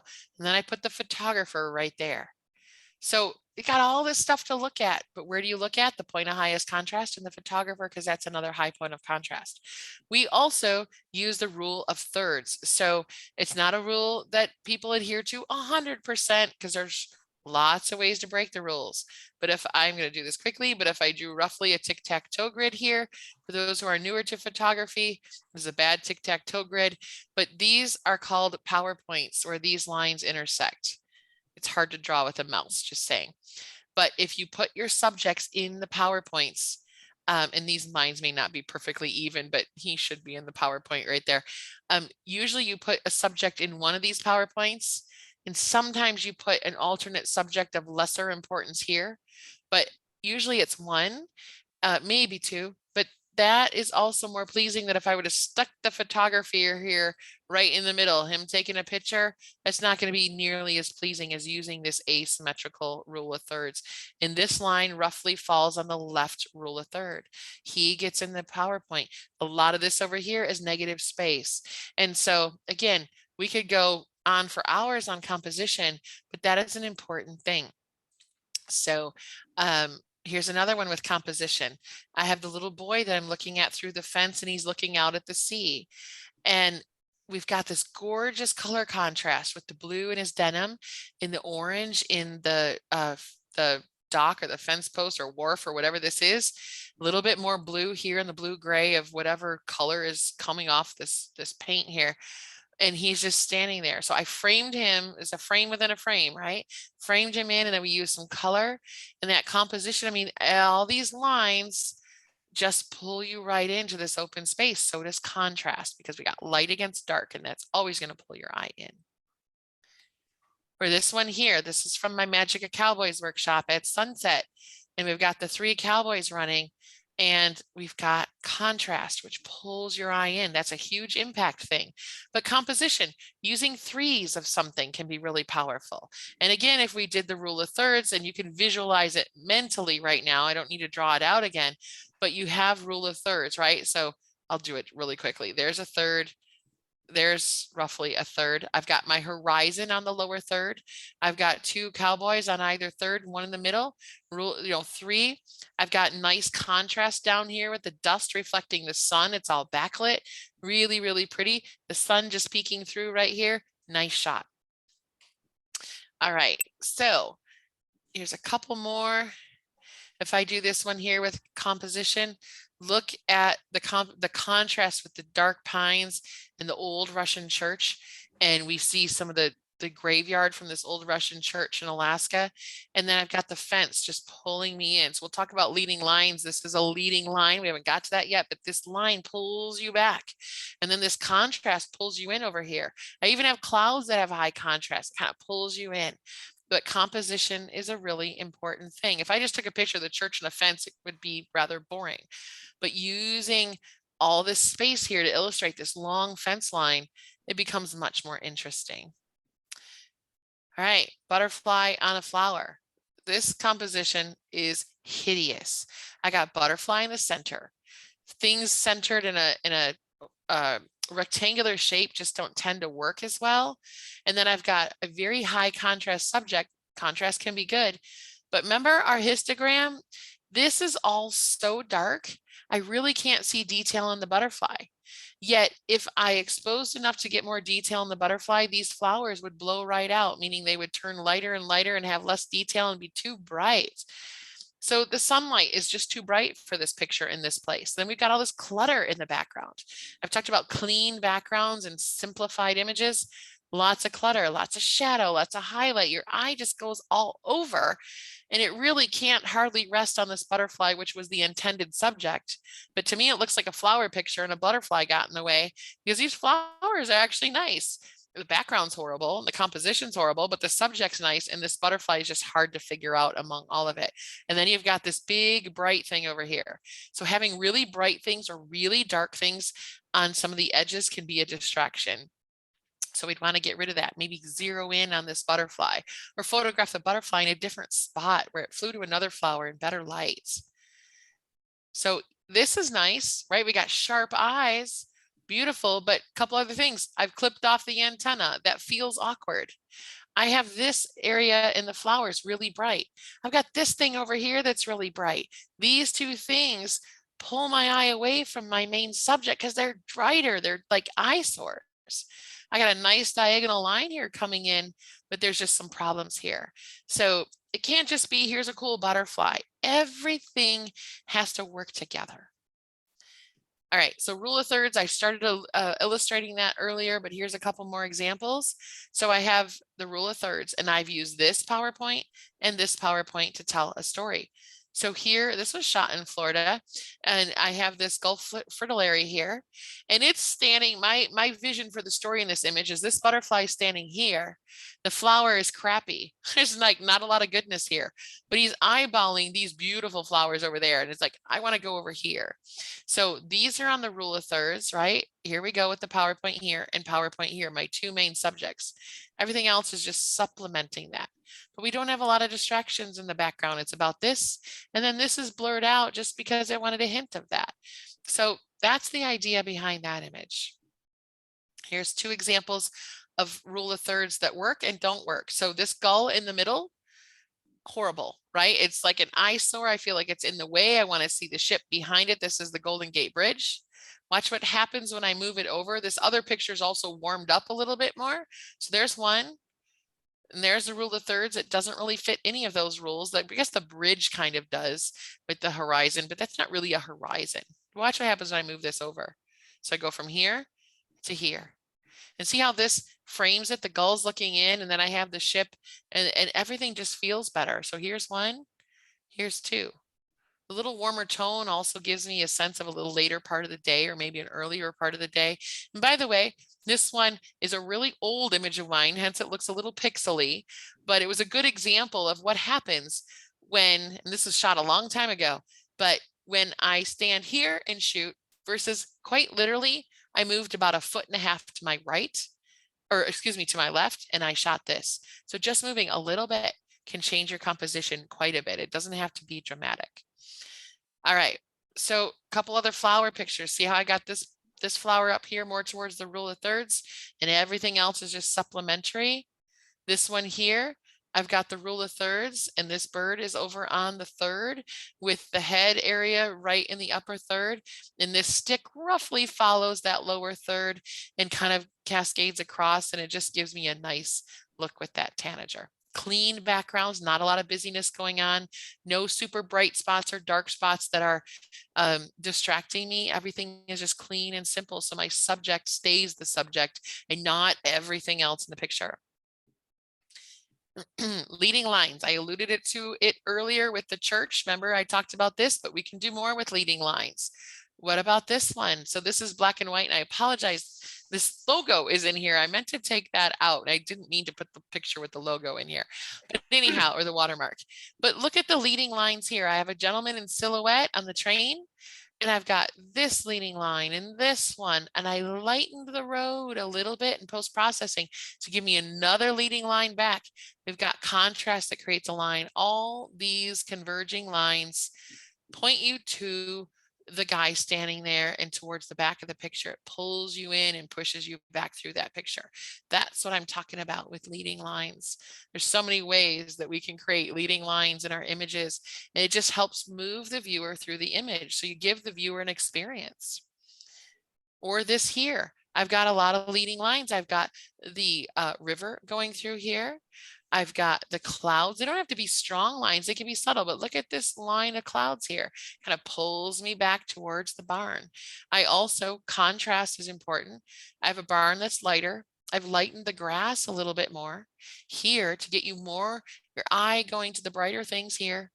And then I've gently darkened around the edges, not a full vignette, just toned it down, lighten the water a little bit. I am creating an experience for you that the original image didn't quite give. So I just enhanced a few things. I didn't like add zebras. I just lightened and darkened some things to just give you the experience that I wanted you to have. And of course, the sky gives you a gentle leading line. Lighting. All right, so this is something like in my Magic at Cowboys workshop, we teach a lot about lighting. And don't forget, there's that video that you can get from me to do lighting. So if you, I'll put it in here and we'll talk about it one more time at the end. But if you want that video, it really talks about directional light and using that with wildlife and nature. But lighting is important. How you choose, use, and control the light in your subject. I know the bird's out there and you can't ask it to pose, but you can walk around one side or the other. Sometimes a difference of moving 2 feet can make a difference in the lighting on something, but it refers to the dimension, shape, and roundness as to, how they're defined in the image, because light gives contour. Light gives contrast, and those are things that are really important. You told me in the beginning, contrast in those images was one of the things that helped with impact. And how you apply it, whether it's man-made with a flash or whatnot, or natural, how you use whatever light you're using, it should enhance the image. And remember, photography is literally translated writing with light. So the front, side, and back light and silhouette light are 4 different types of light. And there's even more we can talk about, but that video will have more detail on that beyond what I can cover here, but I'll show you a few quickies here. So here's an example. When you look at that image, the lighting, I chose one light. She is facing that light and I am standing like an L. I'm standing perpendicular to her. There's a light off camera over here. She's looking at it. The bird's looking at it. I'm facing her shoulder. So creating this really beautiful contrast here from the bright to the dark. That's a nice control of light versus just sticking a flash and, face on and just kind of lighting her all up. This was a different way to use light. And we can do that with birds and other things too. This was in a studio, but you can do it outside just as well. This one here, this is a low key shot, but just light from the side on this hawk. Beautiful. And if you were in the sun and you captured something like this, you'd need very side-lit birds, dark background, but some little bit of light catching on those birds. And often you can do it and change it to black and white, and it really, really pops. For this one here, this is backlighting, right? We've got the rim light here, meaning that there's a rim around my subject or a portion of my subject, and that creates contrast, and that draws you in. Your eye loves contrast. And I use diagonal lines. This is a macro of a lupin, but it just creates a soft, pretty image. We got beautiful color with the kind of the pinky purple and the green complementary colors, and then all this beautiful little bokeh in the background. Cowboys again. So look at the contrast and the lighting and the use of lighting. We've got some dust here that catches and illuminates and creates contrast in the shadows with the silhouette. We've got a little bit of rim light in the legs here, and then all of this detail, and it's so pretty and it's so simple. But instead of always having the sun behind you, point your camera towards the sun and shoot silhouettes, and it's just gorgeous. Got a little bit of leading line too. Look at the sun hitting this. So it just pulls you in a little bit more. This is again a frame within a frame. We saw that with the little boy in the ocean. Here's another one. Or this one, this is backlighting again. This is something that I teach in the Magic of Cowboys workshop. We stand in the dark, we use one light, very easy to do. And we show dimensionality and we move this light around to get different effects and really show people how light changes the mood, everything that you're doing with an image, the look of the image. But this is mostly backlit. If I am facing him, and let's say 12 o'clock is back here and 6 o'clock is here, and the light is basically at about 11 o'clock. It's illuminating a tiny bit of the back side of his face and creating a lot of rim light here. We're working on that, but direction of light and using that light in creative ways can really be fun and just fun to do. And do it. Go and pair up. Go outside. Take a flashlight and have someone stand there in the pitch dark. Take a flashlight and like have your friend take a flashlight while you stand there and move it all the way around. So I guess you'd need 3 people technically. The person that's your model, the other person with the flashlight, and you have one person walk around and watch how that light changes. And if you've ever, and this is very timely for Halloween, you have kids or grandkids and they take the flashlight and they put it under their chin, and they're like, ooh, Halloween looks all spooky. Directional light, excuse me, it gives you a very different look. All right, so here's another one. Most people wouldn't shoot bears at 11 o'clock at night in kind of backlit scenarios, but I did. I kind of created somewhat of a silhouette with a little bit of light. You can still see some of the dimension of the bear, and the water reflected up some light. Really pretty. And this was, I think, right around 11 o'clock at night in Alaska. But look at how it does to the water. Not everything has to be lit from the front at 6 in the morning or whenever your magic hour is. Different ways to play with light, and that shows your creativity too. Or this one. This is not a Photoshop job. This is a dark background from dirt and dark leaves that weren't illuminated with the sun at 1 in the afternoon in Vail, Colorado.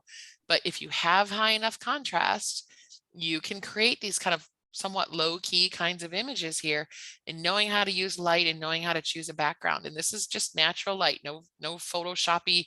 I didn't cut the flower out and stick it on a background, or or black background, or sit and burn in all this darkness. This is the image, but it's about looking for the right things, right backgrounds, and looking for all those things, and I can help you with that. These are all classes that I teach, but I just want to introduce you to the basics of just starting to think about how light is so important in an image. This one is flat lit. It's before the sun was up. This is early morning light.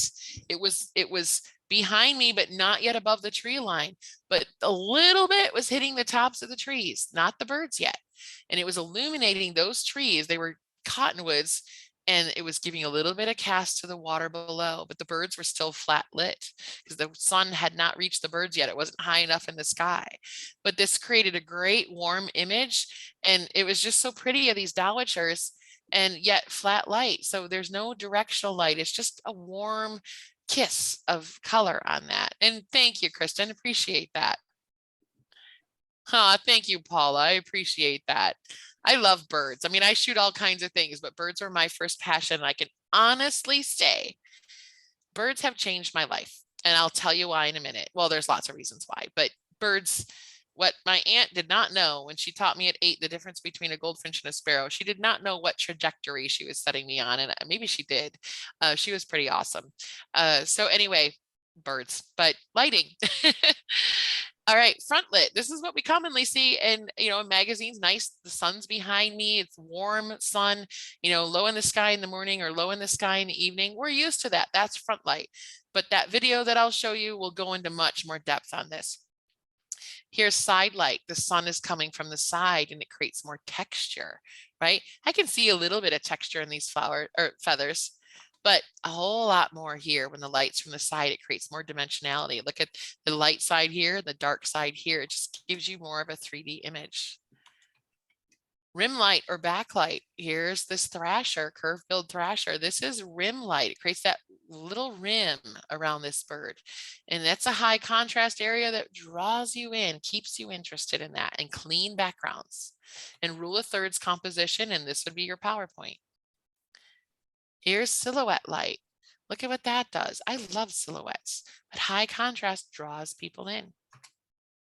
So again, if you want to learn more about that, just click that link and you'll be able to get a whole video about all of it. And it's fun. I take you all over the country and teach you this stuff. It's really fun. And I've seen someone say this before tonight, storytelling, and that refers to the image's ability to evoke imagination. And one beautiful thing about our art is that each viewer might collect his or her own message and read his or own story into an image. And I think that's really cool. And often images will stick with people because it reminds them of something. They can connect with an image because of a story or a place they've been. But storytelling can be so important. So, for photographing eagles, like this is in Alaska, and they're, tangling with one another. But it's telling a story about how the adult is teaching the young how to do this behavior, which is a courting behavior, right? So they're learning how to do it. It's so fun to watch them do this. It's awesome up there in the, typically in June, I see this behavior quite a bit. This one here, I call this, you're gonna laugh, I call this picture the relationship. Because to me, it's some wife yapping her head off at the guy and he's just standing there taking it. So anyway, I'm not like that. I don't like that kind of relationship, but this is just, I call it the relationship because that's exactly what it reminds me of. But again, I took a gray day scenario and did a little bit more high key approach with the light and white and just tried to tell a story. And I like the reflection in it as well. Or this one here. Thanks, Marie. I'm glad you get my humor. This one here, this is a silhouette shot somewhat, but this is shot at, I can't remember if this was moonrise or moonset now because I was there for both of them, but geese flying across the moon, right? Tells a story that these geese, migrate, and it's just a different mood than seeing just normal geese flying around. Or sandhill cranes taking off. This was in the fog, but they take off in family groups. So I call this family flight, just to give people a little bit of an idea of what it's about. But they're all taking off at Bosque del Apache in New Mexico, a wildlife preserve there. Or again, the silhouette, what's the story? And obviously this is about a parent feeding its young. And you know how long I had to wait for the young to open its mouth like that? I was like, come on. And, of course, the light's changing very quickly. You're losing that beautiful morning, warm sunlight, sunrise color. But those kinds of things help tell the story. Or this one, they're courting, right? The pair of red-necked grebes courting with one another and calling out. One of my favorite birds in Alaska, because it just reminds me of Alaska when I'm there, hearing them call and watching them do these courting dances. Like that to me is so synonymous with Alaska, which I love dearly, that place. And Deb, or she is leaving not wanting to hear him yelling. Yes, exactly. Like we could flip that story entirely. I love it. Awesome. This one here, the male is bringing, you've seen this is done in Florida. This is in Vieira wetlands, if anybody's been there. And the male is bringing the female a branch and she's deciding if she likes it or not. But beautiful light, beautiful story, teamwork makes the dream work. So they're helping each other with the nest. So that said, those are some main ingredients. There are more, but those are ones that I really feel are important to think about when you're taking photos. And I really encourage the thought that goes into photos. Yesterday all weekend long, we were teaching at this workshop about how to do a lot of things. And, one of the people there kind of just walked up to something and started shooting. And I was like, this is awesome. I'm glad you're excited about the subject. But now that you got a few shots, now I want you to really analyze this. What kind of light are we in? Are there hot spots anywhere? What's your background look like? Could you move to your subject in a different way and get a different kind of light? One of the challenges I often give people are take that flower, take that bird, take that tree, whatever you're shooting. I want you to shoot it 10 different ways. And maybe it's top down, maybe it's, ground up, maybe you're using a wide angle lens, maybe you're using a zoom lens, maybe you change your composition, move around to get different light. Try it 10 different ways and see what you get. And that will help push your creativity. You'll learn a lot from that too.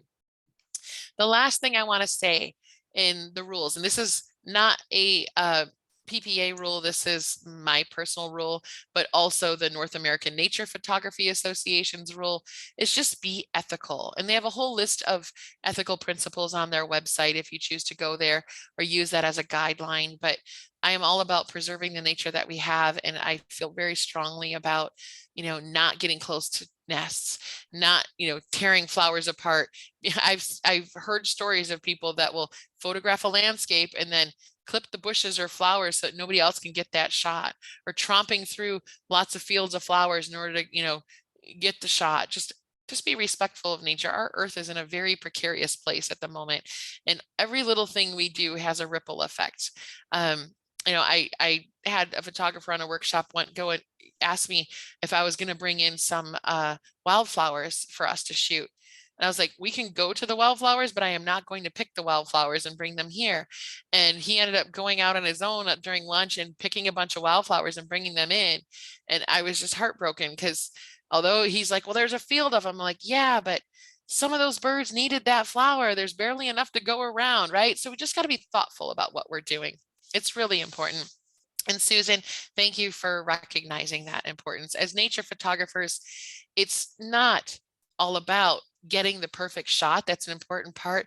We're supposed to love nature, and we have to treat it as well as you want it to treat you. And I think there's something about wildlife karma and nature karma.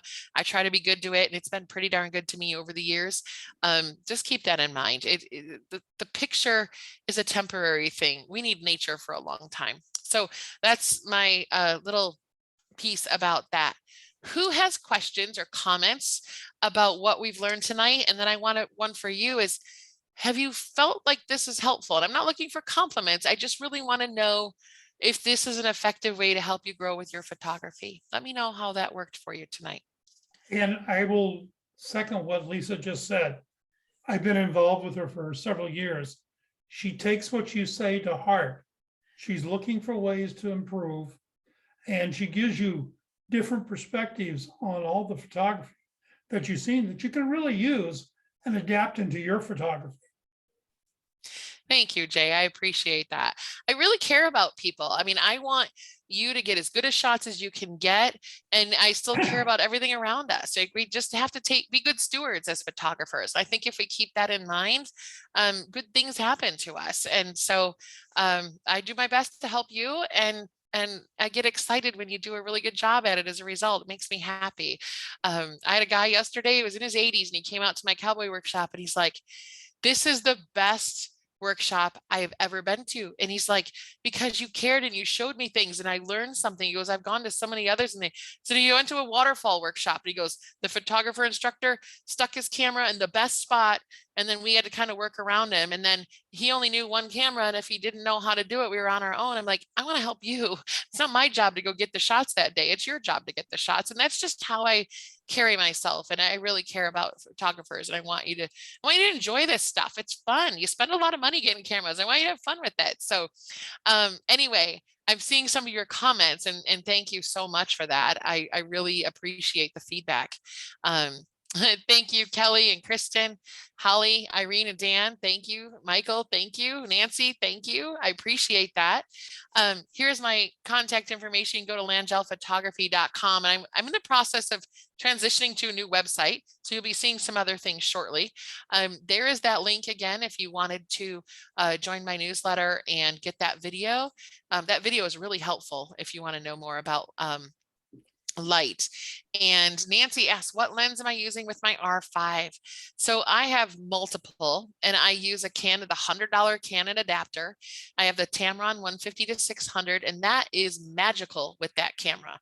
With every Canon camera that I've got, like 7D, okay, 7D Mark II better, 5D Mark IV, pretty darn good with that lens. R5, incredible with that lens. So your lens can do a lot of things, but it's often limited by the focusing technology and other things of the cameras itself. I can take that 150-6 and I can put it on 4 different bodies and get 4 different experiences. So if you've ever tried a lens and you're like, that one was soft, this was awful, 2 things can really impact those lenses. It can be calibration, and it can also be what is telling that lens how to work. And some cameras do not have as great of communication systems with lenses, and their focusing technology, some are better than others. So people a lot of times blame the lens when it's really the body, but they don't know because they have had one lens, they put another one on, it's like, oh, that's not good. It's like, oh, it might be a great lens, not working well with that body due to some of the technology in the camera. So that's another little nugget. But yeah, I have the 150-6, I have the 15-30, 90mm in macro, 70-210 f4, and the 100-400 5.6, and a 24-70. I think that's it. I think that's it. And I use them all with my mirrorless and that adapter, and they're great. Lisa, yeah. 2 comments. One, I'm going to encourage everybody to go back and look at the chat, because Rick Schofield's made some comments in there on ethical birding. Yes. A place to look at that. I think that's important. But also, you've alluded to some of your other, programs, and we've had a great experience last year in being able to, view some of those and participate. But I know you've got a couple things in the wind that I happen to be particularly interested in. And when I You say do? wind, it's kind of a northerly wind. Do you want to discuss? It's a northerly wind. Yes, it is. So I don't know if some of you know this, but Alaska, I'm very passionate about. I just finished my 48th trip to Alaska this past June, and I love it. I got started working there years ago as a consultant out in the Native Alaskan villages as a psychologist working for the State Department of Ed on a consult basis. I just fell in love with it. And very long story short, I got connected with this lodge through somebody that I hired to work with me and do the consulting. And I didn't know it at the time, but I found out later her parents had a birding and fishing lodge in Alaska, and the owner was one of the foremost birders in the state. They ultimately invited me down to do photographs for their website. This was when I was just doing it as a hobby. So I came, and then they wanted me to come back next year and do even more. And long story short, we developed this relationship. And eventually I went professional with my photography and started doing workshops there. And I've been doing them there for 10 years. And the family is in a situation where they're not able to do as much at the lodge anymore. And they've basically offered for me to pretty much take over the lodge and eventually own the lodge. So that is huge for me, and I accepted. So we're in kind of a transition phase of doing that, but I'll be offering experiences all summer long, and then possibly in the winter as well. Different times to do like aurora, winter photography, landscapes, wildlife in winter there, eagles, moose, all that kind of stuff. It's right on the Kenai River in the Kenai Peninsula of Alaska. It's a very special boutique lodge, so wonderful. And so that is going to be in my future. And I'm super excited about it because I'm so passionate about what you can do in Alaska and what it's like and the people and the wildlife and all of that stuff. And so there's a lot more to come, but be prepared for some really cool things. And as opposed to 9 million fishing lodges up there, but there's no lodge that I have found that emphasizes and focuses on photographers and photography. And we'll offer some other things too, but that's the goal. So many people email me, I'm going to Alaska, I just want to go, but where do I go? And I'm like, gosh, it's kind of hard to just like tell people because everything is sort of a challenge. We can drive around, but getting to certain things and places, you kind of really need to know. It's not just like a zoo where moose are walking around everywhere. So anyway, it takes a little while to get to know the place, and I know how to get you the right light, the right places, the right animals.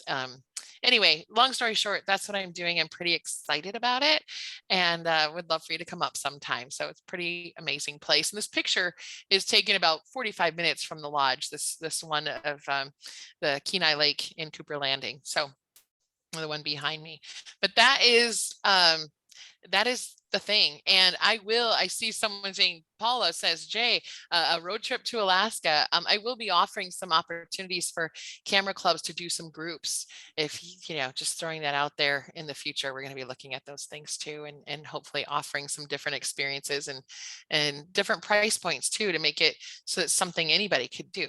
So, and thank you, Irene and Dan, appreciate that so much. I'm really excited about it. I've always said, I've always wanted to live up here.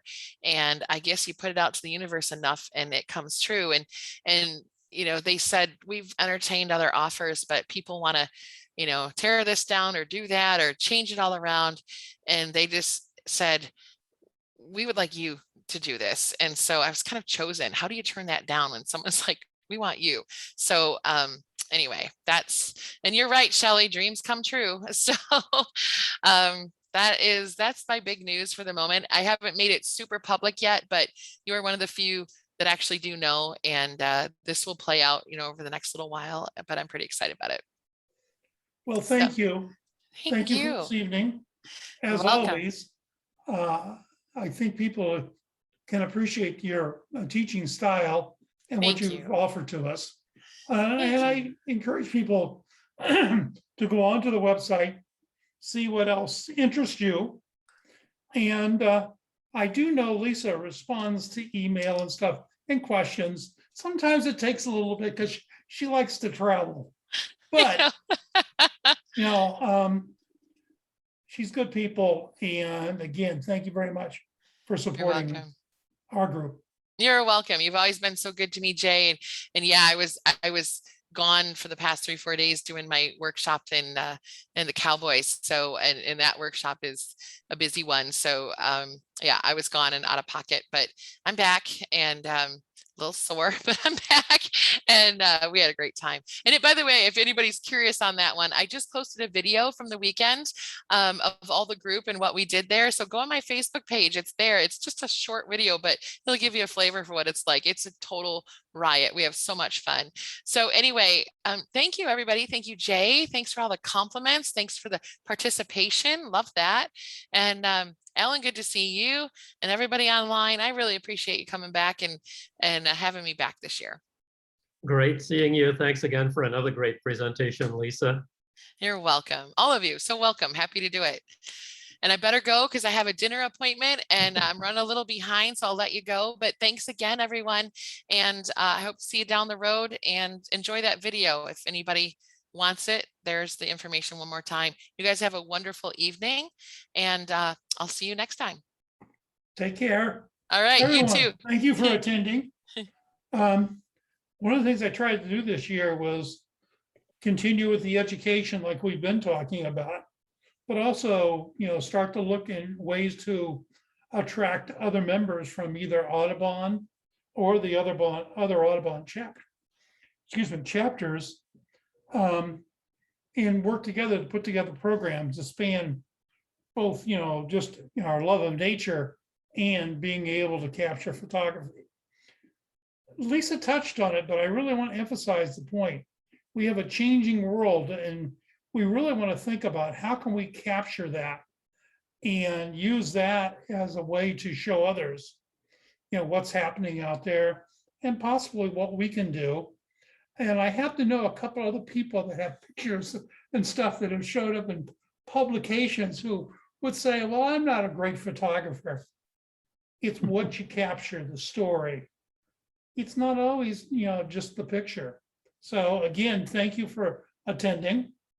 Any feedback you want to give me, I always take that into account.